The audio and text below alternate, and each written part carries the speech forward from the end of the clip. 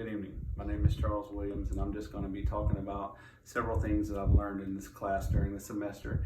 And this is going to be on ways to improve my speech that I'm able to give. So there's several different things that I've learned over the course of the semester as far as giving speeches.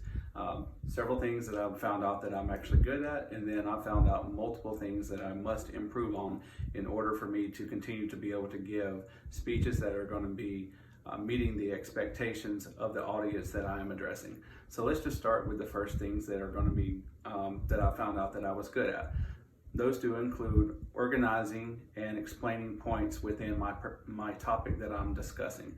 I believe some of that has to do with my organizational skills, as I am very organized, and I generally try to keep to the point as far as what I'm actually talking about. I normally tend not to lead the audience way off into something that they do not know anything about, nor do I try to lead them out into something that's not going to be part of the subject that I'm talking about. Another one of my topics that I found out that I'm very good at is going to be very confident in with delivering my speech. I think that has to do with a lot about my previous career, as I've spent about 12 years in leadership. So I'm definitely I'm not new to giving speeches. I am normally used to talking in front of teams and talking about different points that having to do with production and our team goals for each and every day. This does include hold monthly meetings, so I'm definitely confident with standing in front of an audience. However, whenever a camera is on me, that's whenever I tend to become a little bit nervous, and that kind of goes to some of the things that I have to work on. So now let's talk about some of the things that I found out during this course that I have to improve on.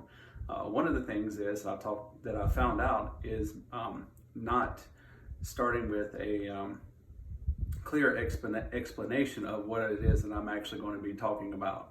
So I definitely learned that I've got to come out better with that. I know that from my feedback that I have received, I normally have a good thesis, but I just got to be able to improve on the preview that goes along with that thesis.